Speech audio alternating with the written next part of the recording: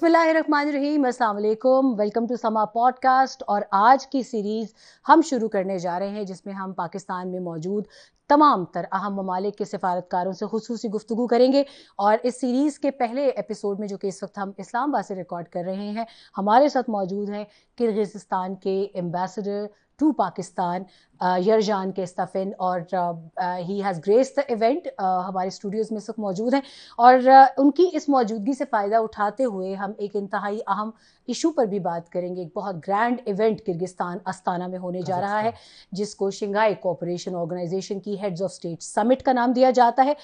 शुरू तो हम बात इनसे इसमें करेंगे, मगर साथ साथ पाकिस्तान और किर्गिस्तान के ताल्लुकात, central Asia, regional connectivity, Pakistan और इनके आपसी ताल्लुकात और तमाम तर ऐसे मामलात जो कि इस रेंज में आते हैं, उस पर खुसूसी बातचीत करेंगे। कोशिश करेंगे कि सेंट्रल एशियन रीजन्स के मुताबिक या उनके मुल्कों के हवाले से जहन में जो सवाल आते हैं पाकिस्तानियों की, या कुछ ऐसे भी सवाल आते हैं जो हमारी बिजनेस कम्युनिटी की या हमारे दो तरफा, जिसको पीपल टू पीपल कॉन्टैक्ट कहा जाता है या गवर्नमेंट टू गवर्नमेंट कॉन्टैक्ट कहा जाता है, उस हवाले से भी तमाम तर क्वेरीज के उनसे जवाबात पूछे। Yerzhan Kistafin, welcome to Sama podcast, and you are the first ambassador, and we are initiating our chat with diplomat series with you. First of all, I would definitely welcome you on behalf of people of Pakistan here. My first question would be none other than is the event that is happening in Astana. It's a grand event, Heads of State Summit, SCO. The whole world looks at it. It's a very important event of the year. So first of all, I would like you to elaborate how you look at that event, because Astana being the youngest capital, the beautiful capital, like we compare it with Islamabad more often. So how are you looking at that event, and is the government of Kazakhstan is ready to hold that grand event? Bismillahirrahmanirrahim. Assalamu alaikum. First of all, thank you so much for having me. It's a great honor for me to be the first guest at your podcast. So, talking about the Astana Summit, which is going to take place at the beginning of July, almost 1 week away, I must say that it's not the first time when in Astana we host such big gathering, very important gathering, and our site is ready to host high officials. And for example, His Excellency Prime Minister of Pakistan, Mr. Shehbaz Sharif, kindly confirmed his participation, and he will come with a delegation of the government of Pakistan to be a part of this summit, and to discuss not only our regional cooperation, but also to discuss negotiate with our president our bilateral cooperation. Regarding SCO, we always talk about regional cooperation a lot, and the trade corridors and the grand land routes and aerial routes. If I look at the realities, it's very unfortunate that the sort of progress I expect from the Central Asian regions and this particular part of South Asia, we are still not able to connect all these countries to this part of another subcontinent. What is the reason in your view why we couldn't tap on all the available opportunities and the corridors and the channels that we should have been taking advantage of that? Frankly speaking, as many experts say today, the regional connectivity is the name of the game. And when it comes to, for example, connectivity between Kazakhstan and Pakistan, we should be, first of all, focused on developing a regional approach. Exactly. And I'm really happy to share with you good news. We finally connected, our countries. Last month, in collaboration with the NLC, we arranged first ever multimodal cargo transportation from Kazakhstan to Dubai via seaport Karachi. Yeah.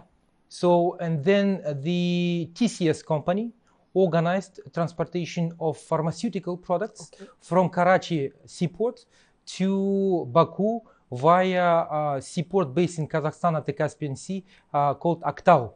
So what our people say, I mean that logistics companies from Kazakhstan and from Pakistan, that probably today this route, which goes through Afghanistan and Pakistan, is the most viable and the most feasible today. Can you imagine? Due to the situation in the region, in Suez Canal and the Red Sea, due to this, conflicts and tensions between major powers, this route seems one of the best today because, for example, delivery time is 3 weeks. in comparison to 3 months using other routes by sea. Okay. So this is why we are focused today very much on developing our regional connectivity. And by the way, it is one of the top priorities of Kazakhstan chairmanship in the Shanghai Cooperation Organization, because, frankly speaking, without regional connectivity, exactly, we cannot develop our bilateral trade, for example. Because Pakistan today represents one of the biggest manufacturer in the region. And we would love to have products manufactured, made in Pakistan, in our market. Just yesterday, I had people from Multan, and they are planning to arrange first ever export of mango, the sweetest mangoes in the world, to Kazakhstan. And again, in collaboration with the NLC. So from my day one in our mission here in Islamabad, I was focused very much on developing our cooperation with the biggest logistics companies of Pakistan. And today, the NLC, the TCS, Faisal Movers, and many other companies, big companies, small companies, they are interested very much in developing our regional connectivity. And I think that we are doing quite well in this term. Excellency, another question related to that. Apart from seeking manufacturers or exploring manufacturing opportunities from Pakistan or in Kazakhstan, what areas, what other significant areas are there in Pakistan that you are really interested as Kazakhstan? You mean economic cooperation? Economically, trade-wise, health-wise, infrastructure-wise. Okay. So, for example, at 4 o'clock today, at 4 p.m., we are going to have the first online session between our IT ministers. Okay. What we see is that the IT sector... IT ministers from both the countries. Yes, exactly.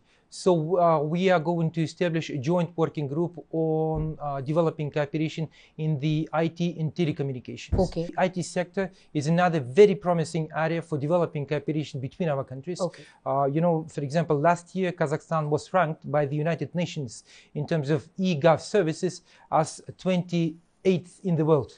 So we're doing quite well, and we know that the IT sector in Pakistan is booming today, and we would love to share experience, and we would love to learn from you what you have here. Another very important area is agriculture. Tomorrow I'm traveling to Lahore, and I will be meeting with the Minister of Agriculture of Punjab. And in terms of agriculture, I would say it's one of the kind of low-hanging fruits. Why?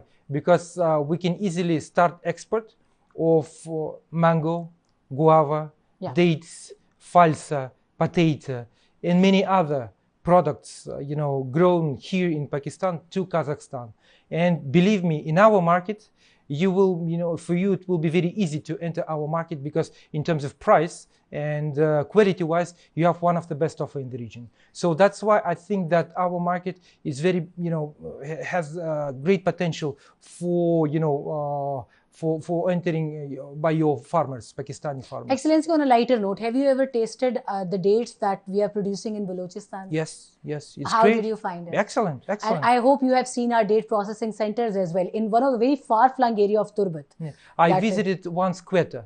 The Quetta. Yes, and we discussed the Quetta one is gigantic, but I hope you soon you have a chance to see. Inshallah. The one is in Turbat, Yeah. and the territory is amazing, and the tough as well from every point of view. Yeah. And being a diplomat, once you travel to that area, you would realize that how tough it is for Pakistan and its security forces to maintain law and order as well, and do the development projects as well. And as you mentioned, the organizations, TCS and NLC and all the organs, state organs who are involved in this. So it is carried with a great zeal of Pakistanis that they are trying to render into the development of Pakistan. But once again, another question is linked with whatever we are discussing right now.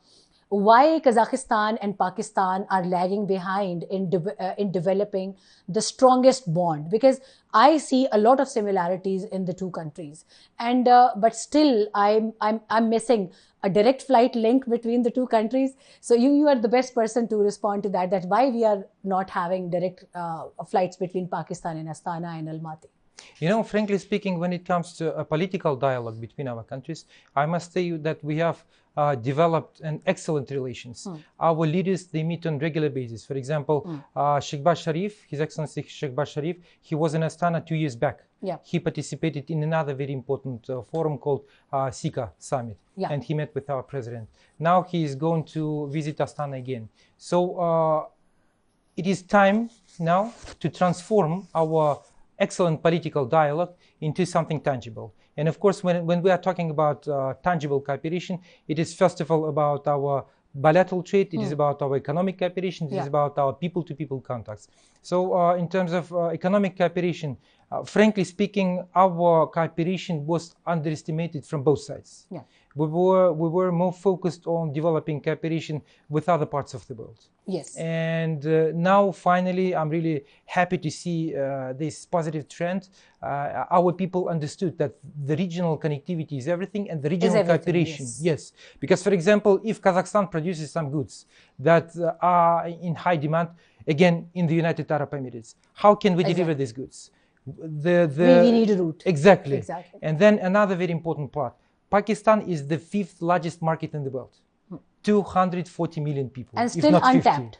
Yeah, exactly. And for example, our producers, for our manufacturers in Kazakhstan, this is a great chance. This is a great chance to enter one of the biggest markets in the world.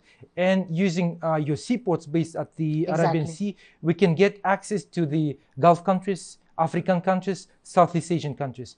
And nowadays, our president, he stressed several times that we have to develop our regional connectivity. And in this term, he named 2 main international transport corridors. The first one is the Trans-Caspian International Transport Corridor, which connects Kazakhstan with the European countries through the Caspian Sea. And another one called North-South. Through North-South, we will be connected to, as I said, African countries, Southeast Asian nations, and of course with Pakistan. Yes. So as I said, unfortunately, you know, some time ago, we didn't pay enough attention to developing cooperation between our countries. But nowadays, what I see is that both sides are interested very much in developing our ties. Moreover, another issue that we faced in the region, it is, and again, it is not only about Kazakhstan and Pakistan, it is about Afghanistan. Yes. Afghanistan was not stable. But what we see today, again, is another positive trend. We see that the Taliban, they are in favor very much of developing the transit potential of Afghanistan. And nowadays, when you deliver goods through Afghanistan, some companies, they can even provide international insurance, which was unimaginable, let's say, some 5 years back.